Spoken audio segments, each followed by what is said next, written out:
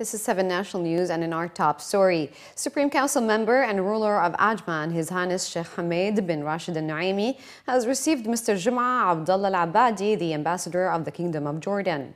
During the meeting, the two sides reviewed bilateral relations between the two countries and means of boosting them in various fields. The ambassador of Jordan expressed his pleasure at meeting the Ajman ruler, commending the cultural renaissance witnessed by the UAE in general and Ajman in particular in various fields. The meeting was also attended by a number of sheikhs and other senior officials.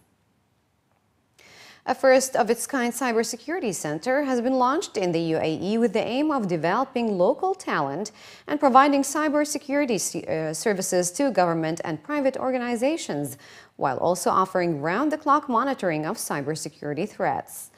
At a press conference held today in Dubai South, officials representing the Smart World and Etisalat and Dubai World Central Joint Venture Company and the Colonel announced the signing of a strategic partnership for setting up the Cybersecurity Center, which will enable the training of UAE nationals in the field of cybersecurity and provide technical expertise to companies across the region about cyber threat management.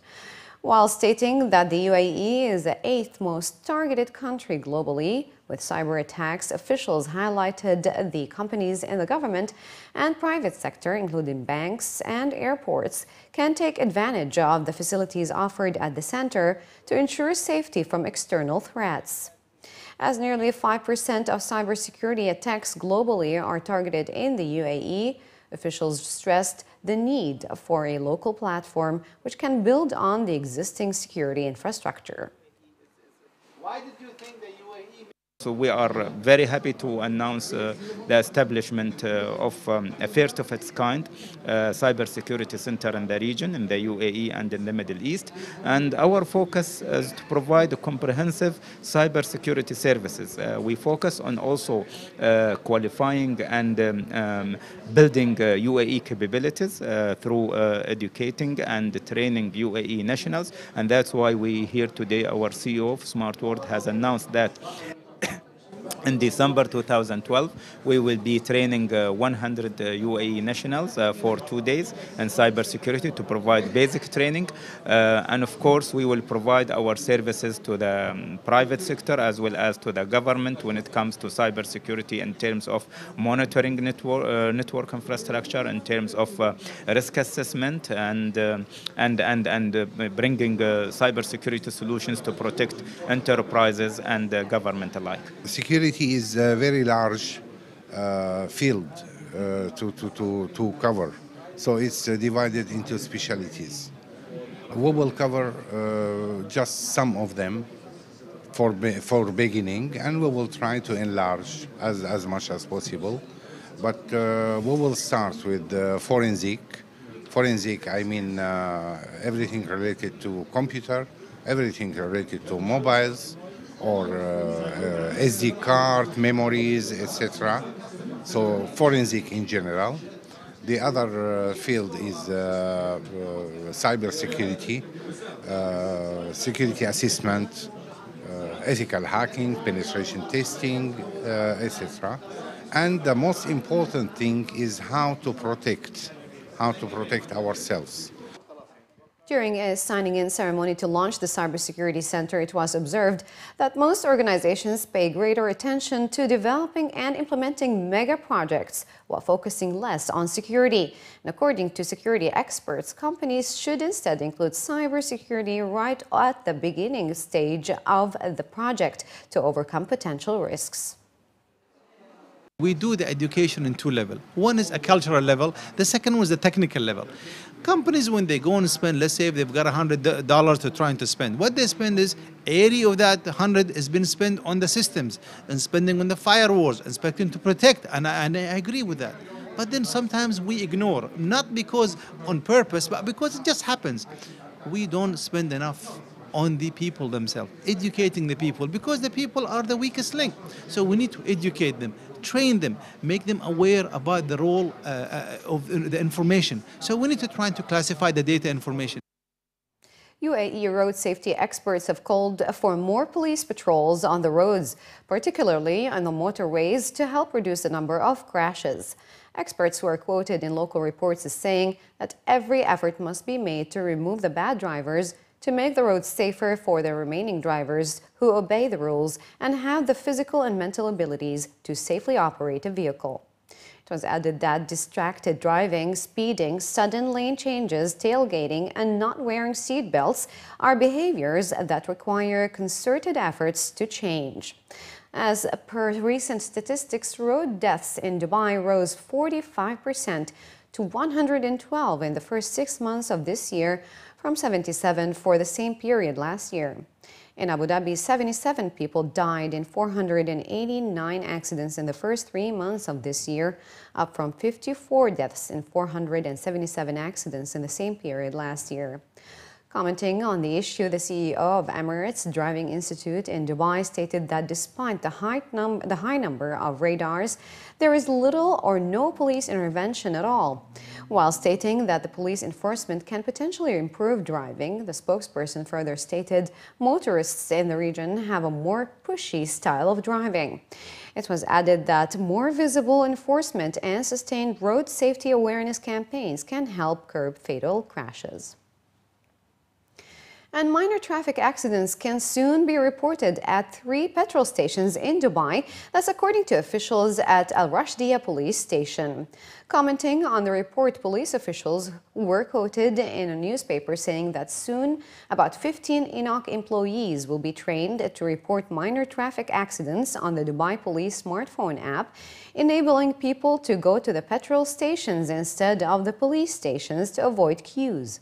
It was reported that the new 24/7 initiative will be tested out in 3 Enoch stations in the police station's area of jurisdiction, including the bypass road station on Mohammed bin Zayed Road, while training will take about 3 months for completion. During the training period, a police officer will be stationed at all times to ensure the staff are filling the forms correctly. According to officials, the majority of 80% of traffic accidents reported at roads near the 3 Enoch stations were minor incidents, and the new initiative aims to help reduce the number of visitors to the police station. The Dar Al Ber Society based in Dubai has announced that it has helped 1,511 residents of different nationalities convert to Islam in the first 7 months of this year. The fresh Muslims included 247 male and female residents from several countries in July, according to an official statement from the Islamic Information Center. The executive director of the society said that the center, which specialized in introducing Islam, spares no effort to introduce the true image of the religion. Staff preachers have delivered 1,814 lectures and classes on a variety of religious, social, and national issues over the period from January 1st to July 31st, including 149 in July. The manager of the Islamic Information Center said they received 122 requests in 7 months, including 8 in July, to enlighten non-Muslims about Islam. And finally, in the bulletin, Omo and Comfort, Unilever's fabric cleaning and conditioning brands, set the Guinness World Record title again for the largest collection of clothes for donations through their Share a Touch of Love this Ramadan campaign in the UAE in partnership with the Emirates Red Crescent. According to the company representatives, last year the record was set at 293,623 items, which was collected in India, and this time over 295,122 clothes were collected, washed with Omo and Comfort, and donated to the less fortunate with the help of Emirates Red Crescent. The collection drive started at the beginning of Ramadan and continued till July 6, 2016. The donations were collected through in-mall stands where people could drop off their clothes. This year, the Share a Touch of Love this Ramadan initiative has partnered with popular chauffeur cab booking service Careem to arrange collections from people's homes. The company officials added that this is the 7th year they run the campaign, and every year they witness a remarkable increase in the number of people giving back. It has become a household Ramadan charitable act that consumers await and love to take part in.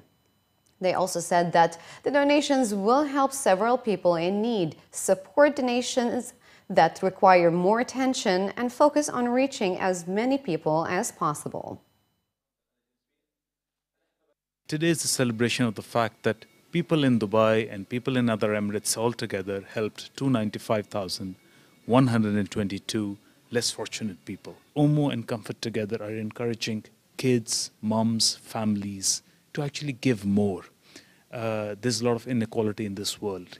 Teaching your kids that and being able to do something about it is really where the idea came about. Yeah, and both the brands are all about clothes. So clothes is one area. When you look at all the donations that happen, it actually gets ignored. We normally talk about food and shelter, but the reality is there are a lot of people who actually don't have the basic clothing items. Yeah, so helping that area. So you've got the spirit of giving back. You've got the brands who are in line in terms of their values, and then you've got a need in the market, and that's a brilliant combination. I think this whole initiative is at the heart of what Unilever stands for today.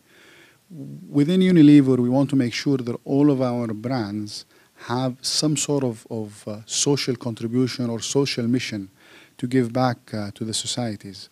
It's part of the Unilever Sustainable Living Plan. We're in almost all homes around the world, and by that we need to have a positive impact.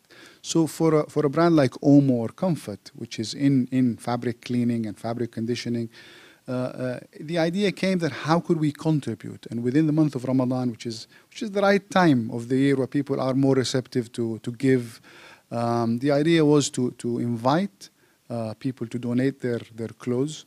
We take the clothes, we wash them with Omo and Comfort, and then with the Emirates Red Crescent, who is a key partner for us, they take the clothes and distribute to the needy and less privileged people.